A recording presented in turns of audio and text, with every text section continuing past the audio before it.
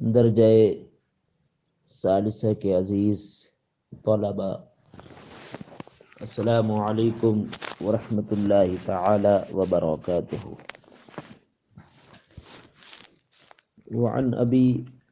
عبد الرحمن عبد الله بن عمر بن الخطاب رضی اللہ تعالی عنہما قال سمعت رسول الله صلی اللہ علیہ وسلم يقول انطلق ثلاثة نفر ممن كان قبلكم حتى آواهم المبيت إلى غار فدخلوه فانحدرت صخرة من الجبل فسدت عليهم الغار فقالوا إنه لا ينجيكم من هذه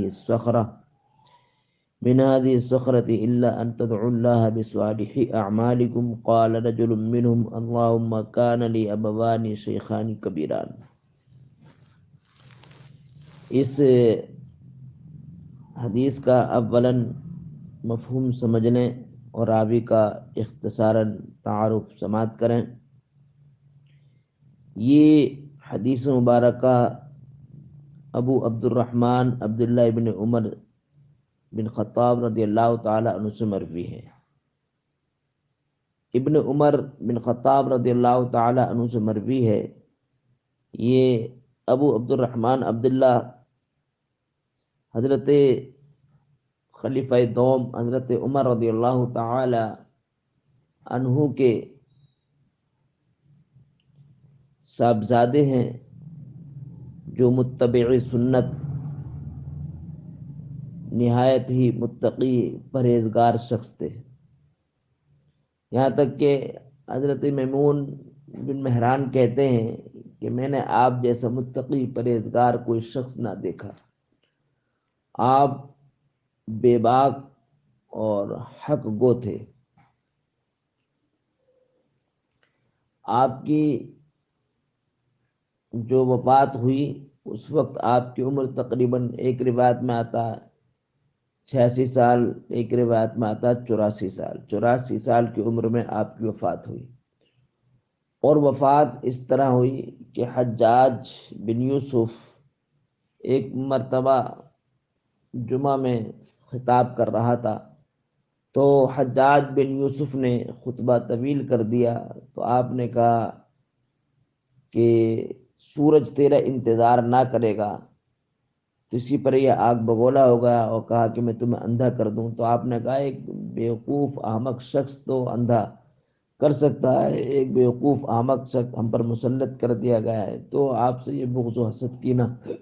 رکھتا تھا حجاج بن یوسف، اور زہر میں بھجویا ہوا ایک نیزہ آپ کے تلوے میں چبویا، اسی سے آپ کا انتقال ہو گیا، آپ کی وفات ہوئی۔ تو آپ نہایت متقی پرہیزگار تھے۔ آپ سے یہ حدیث مبارکہ مروی ہے، اور یہ حدیث جو ہے انبیاء، آپ لوگوں نے کتاب میں بارہا یہ حدیث پڑھی ہوگی، انبیاء سابقین کی امتوں میں سے 3 افراد کا یہ واقعہ ہے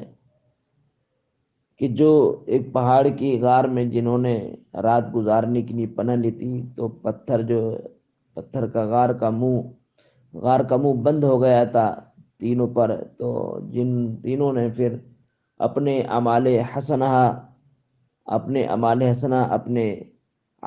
صالحہ کے ذریعے سے دعا مانگی، تو اللہ تعالیٰ نے اعمال حسنہ کی برکت سے غار کے منہ کو کھول دیا۔ تو اس سے پتہ یہ چلا کہ اعمال حسنہ کے وسیلے سے دعا مانگی جا سکتی ہے۔ تو انبیاء سابقین کے انہی 3 افراد کا اس میں ذکر ہے۔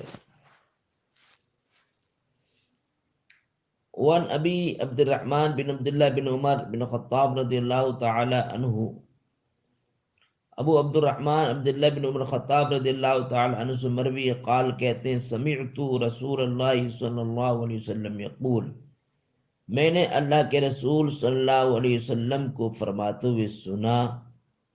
کیا یہ مقولہ آ رہا ہے اب، انطلق ثلاثة نفر ممن كان قبلكم، سرکار فرماتے ہیں کہ اے لوگو، تم سے اگلی امتوں میں 3 لوگ تھے، تم سے ممن کان قبلکم، ان لوگوں میں جو تم سے پہلے تھے، یعنی اگلی امتوں میں تین ایسے افراد تھے جو سفر کرنے کے لیے نکلے، انطلقا نکلے، ثلاثۃ نفر تین لوگ، ممن ان لوگوں میں سے کان قبلکم جو تم سے پہلے تھے، حتی آواہم المبیت الی غار، ابا آوا یووی، آوا یووی باب فعل سے پناہ دینا، مبیت کے معنی آتے ہیں بات ہے ابھی تو رات گزارنے کی جگہ، تو لفظی ترجمہ ہوگا کہ شباشی نے ان کو پناہ دی ایک غار کی، فدخلوا پھر اس میں وہ داخل ہو گئے۔ محاورہ کا ترجمہ یہ ہوگا حتی آباہم المبیت الی غار فدخلوہ، تو یہ لوگ رات گزارنے کے لیے ایک پہاڑ کی غار میں داخل ہو گئے۔ فانحدرت صخرۃ من الجبل، انحدر یہ ندر، یہ باب انفعال سے جس کا معنی آتا گرنا، صخرتن کی جمع صخرات صخور جس کا معنی آتا چٹان، من الجبل، صدا سدو یہ نصر انصر سے جس کا معنی آتا بند کرنا، فانحدرت صخرۃ من الجبل تو پہاڑ کی چٹان گر گئی، فسدت علیم الغارہ تو اس پہاڑ کی چٹان نے غار کے منہ کو ان پر بند کر دیا، سب کے سب غار میں بند ہو گئے۔ فقالو تو آپس میں ان لوگوں نے کہا، آپس میں مشورہ کیا کہ اب کیا کیا جائے، یہاں سے نکلنا ممکن نہیں ہے، تو سب نے آپس میں باہمی طور پر ایک مشورہ کیا کہ جس نے جو نیکی کی ہے اپنی اسی نیکی کی برکت سے، عمل صالح کی برکت سے دعا مانگے، تو اللہ تعالیٰ اسی عمل صالح کی برکت سے اس چٹان کے منہ کو کھول سکتا ہے اور ہمارے لیے نکلنا ممکن ہوگا، ورنہ ہمارا نکلنا اس غار سے ممکن نہیں ہے، لہذا اپنے اپنے اعمال حسنہ کی برکت سے وسیلے سے دعائیں مانگیں۔ فقالو تو ان تینوں نے آپس میں مشورہ کیا، آپس میں کہا، انه لا ينجيكم من هذه الصخرة الا ان تدعوا الله بصالح اعمالكم، انجا انجی نجات دینا، بلا شبہ اللہ تعالیٰ اس چٹان سے آپ کو نجات نہ دے گا سوائے اس کی کہ آپ اللہ سے دعا مانگو اپنے اعمال صالحہ کے ذریعے۔ قال رجل منهم تو ان میں سے ایک مرد نے اپنے عمل صالح کے ذریعے سے اس طریقے سے دعا مانگی، اللہم کان لی ابوانی شیخانی کبیرانی وکنت لا اغبق قبلهما اہلا ولا مالا، غبقہ یغبق یضرب یضرب سے جس کا معنی آتا ہے دودھ پلانا، مال سے مراد یہاں پر رقیق ہو، یعنی من رقیق و خادمین، خادم و رقیق مراد غلام۔ اس نے دعا مانگی اس طرح، اللہم اے میرے پالنہار، کان علی ابوان شیخن کبیرانی، میرے دو بوڑھے ماں باپ تھے، وکان لا اغبق قبلہما اور ان دونوں سے پہلے میں کسی کو دودھ نہ پلاتا، نہ اہل و عیال کو پلاتا، نہ کسی خادم کو پلاتا، یعنی اے میرے مولا سب سے پہلے اپنے بچوں سے پہلے، خادم سے پہلے، اپنے ماں باپ کو سب سے پہلے میں دودھ پلاتا تھا۔ تو اس سے پتہ یہ چلا کہ ماں باپ کی خدمت اولاد پر فوقیت رکھتی ہے، یعنی بندے کو چاہیے کہ اپنے ماں باپ کی خدمت کو فوقیت دے اپنے بچوں کی خدمت پر، اور اپنے گھر کے گھریلو جو غلام ہوتے ہیں ان کی خدمت پر سب سے پہلے ماں باپ کی خدمت کرے، ماں باپ کی خدمت کو ترجیح دے اپنی اہل و عیال کی خدمت پر۔ اب اس حدیث مبارکہ سے عبرت حاصل کرنا چاہیے ان نوجوانوں کو جو نوجوان اپنی بیوی کی محبت میں ماں باپ کو آنکھیں دکھانے لگتے ہیں، ماں باپ کے ادب و احترام کو بھول جاتے ہیں، اس طریقے سے بیوی کی محبت میں ڈوب جاتے ہیں کہ ماں باپ کا کیا مقام ہے، ماں باپ کا ادب و احترام کیا ہے، ماں باپ کا مرتبہ کیا ہے، سب کچھ ماں باپ کو بھول جاتے ہیں۔ شادی سے پہلے ماں باپ ہوتے ہیں اور شادی کے بعد پھر ماں باپ کو بھول جاتے ہیں، ایسے نوجوانوں کو اس سے عبرت نصیحت حاصل کرنا چاہیے۔ جیسے یہ نوجوان سب سے پہلے جب آتا تھا باہر سے تو اپنے ماں باپ کو بکری چرا کر کے لاتا تھا، سب سے پہلے اپنے ماں باپ کو دودھ پلاتا تھا، نہ اپنی بیوی کو دیتا، نہ اپنے بچوں کو دیتا، نہ کسی خادم کو دیتا۔ تو یہ نوجوان کہتا فنآ بطلب الشجر یوما فلم ارح علیہ حتی ناما، تو ایک روز درخت کی طلب نے مجھ کو دور کر دیا تو میں ان کے پاس نہیں آیا یہاں تک کہ وہ دونوں سو گئے۔ یعنی ایک مرتبہ میں درخت کو طلب کرنے نہیں کہاں کو طلب کرنے کے لیے ایک روز میں دور نکل گیا، جب شام کو واپس آیا تو وہ سو چکے تھے، تاخیر سے آنا ہوا۔ کہہ رہے فحلبت لهما غبوقهما فوجدت منائمین، تو میں نے ان کے لیے شام کا دودھ دعا، پھر میں نے ان دونوں کے لیے دودھ پیش کیا تو وہ سو چکے تھے۔ فوجدتهما، تو میں نے ان کو پایا نائمین، سوتے ہوئے۔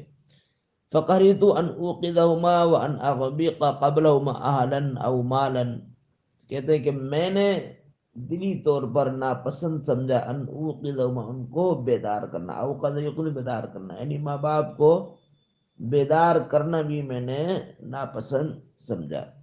وان اغبق قبلهما اهلا او مالا، اور ان سے پہلے میں نے دودھ پلانا بھی ناپسند سمجھا اپنے اہل و عیال یا خادم کو۔ فلبثت، تو میں ٹھہرا رہا۔ والقدح علی یدی، اور دودھ کا گلاس میرے دونوں ہاتھوں میں ہے، یعنی اسی حالت و کیفیت کے ساتھ میں ساری رات کھڑا رہا کہ دودھ کا گلاس میرے ہاتھ میں ہے اور ماں باپ دونوں سو رہے ہیں کہ جب سے ماں باپ بیدار ہو اور میں دودھ کا گلاس پیش کر دوں دونوں کی خدمت میں۔ تو کہتا انتظر ان استيقاظهما، میں ان دونوں کے بیدار ہونے کا انتظار کرتا رہا، حتی برق الفجر، یہاں تک کہ فجر نمودار ہو گئی۔ برق ابرگو، چمکنا، روشن ہونے، یہاں تک کہ صبح نمودار ہو گئی۔ والصبیۃ یتزاغون عند قدمی، تزاغا یا تزاغا باب تفاعل سے چیخنا، چلانا۔ تو کہتے ہیں کہ طرح حال کہتا ہے کہ میرے بچے میرے قدموں میں بلبلا رہے ہیں، چیخ رہے ہیں، چلا رہے ہیں بھوک سے، لیکن میں نے اپنے ماں باپ کی خدمت کو ہی میں نے یہی پہلے ناپسند سمجھا کہ میں اپنے ماں باپ سے پہلے بچوں کو دودھ پلاؤں۔ فاستيقظا، تو وہ دونوں بیدار ہوئے، فشرب غبوقهما، اور اپنا دودھ جو ان دونوں کا دودھ تھا وہ انہوں نے پی لیا۔ اللہم ان کنت فعلت ذلك ابتغاء وجهك، اے میرے مولا اگر یہ میں نے کام تیری رضا و خوشنودی کی خاطر کیا تھا، ففرج عنا اما نحن من هذه الصخرة، تو ہم سے اس چٹان کو کھول دے جس میں ہم ہیں۔ فنفرجت شین، تو کچھ کھل گئی،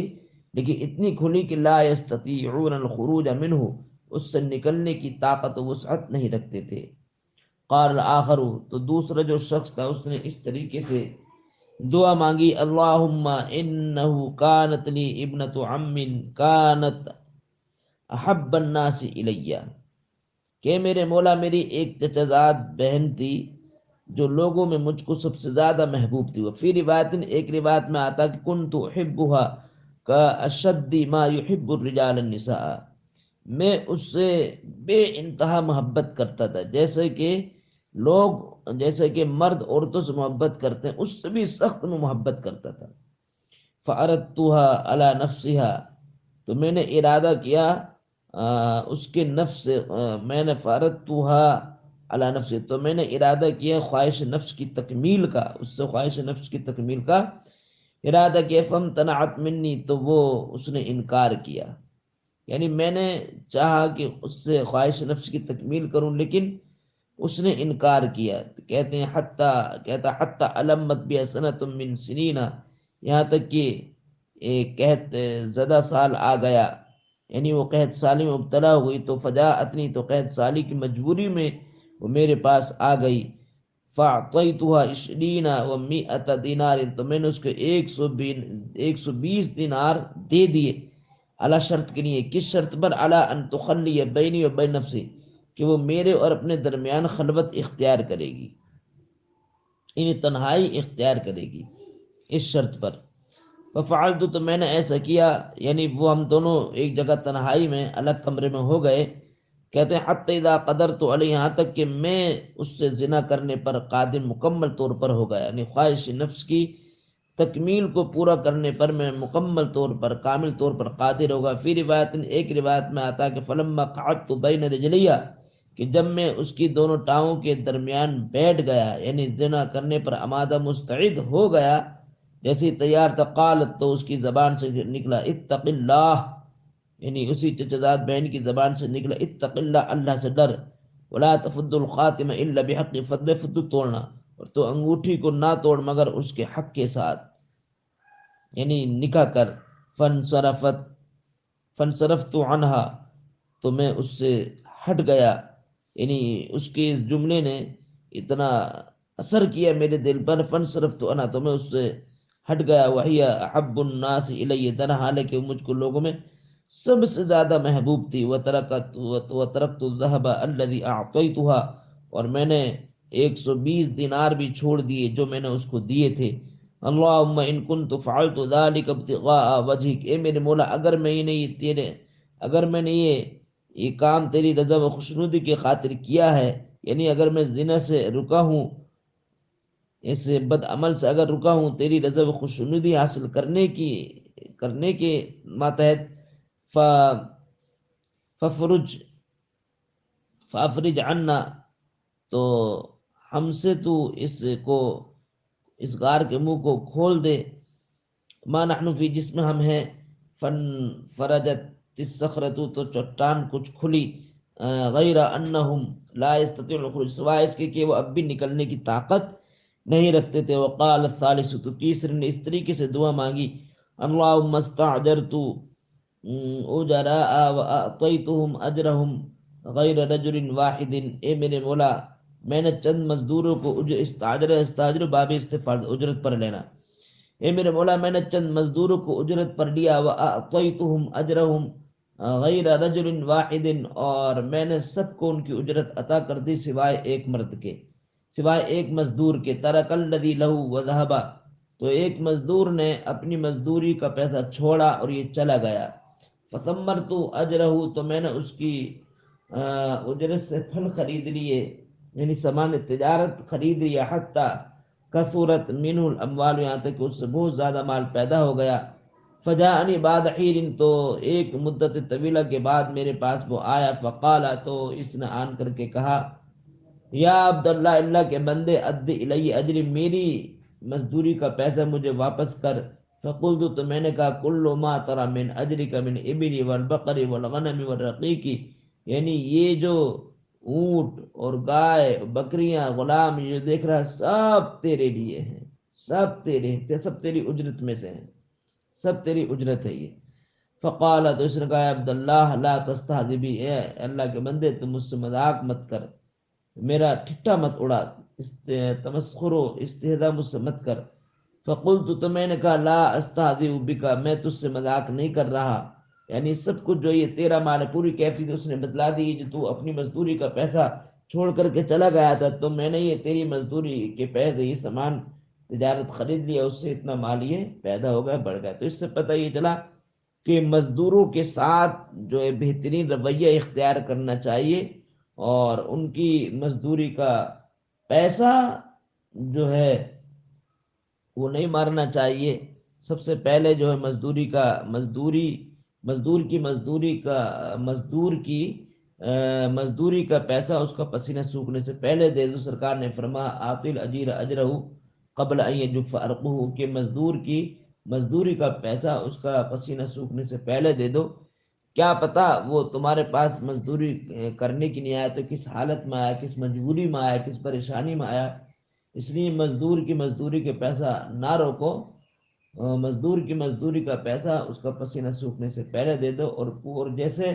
خود کھاؤ ویسے ہی اس کو کھلاؤ، ایسے نہیں کہ اپنے آپ جو اچھا گوشت کھا رہا ہے اس کو چٹنی کھلا رہا ہے، ایسے نہیں، جو خود کھاؤ وہی اس کو کھلانا چاہیے۔ اچھا بہترین رویہ حسن اخلاق کے ساتھ مزدور کے ساتھ پیش آنا چاہیے۔ فاخذہ کلہ، تو اس نے سارا مال لے لیا، فاستاقہ، سارا مال جو لیا، فلم یترک منہ شیئا، اس میں سے کچھ بھی نہیں چھوڑا۔ اللہم ان کنت فعلت، اے میرے مولا اگر وہ میں نے کام تیری رضا و خوشنودی کی خاطر کیا ہے، فافرج عنا ما نحن فی، تو ہم سے تو اس پہاڑ کے غار کے منہ کو پہاڑ کی جو غار ہے اس کے منہ کو کھول دے. فن فرجت الصخرۃ، تو چٹان کا منہ مکمل طور پر کھل گیا. فخرجوا یمشون، تو وہ لوگ سب کے سب نکل گئے. متفق علیہ، اس حدیث پر اتفاق کیا گیا. اب انشاءاللہ العزیز باب التوبہ کل پڑھایا جائے گا. السلام علیکم ورحمۃ اللہ تعالی وبرکاتہ.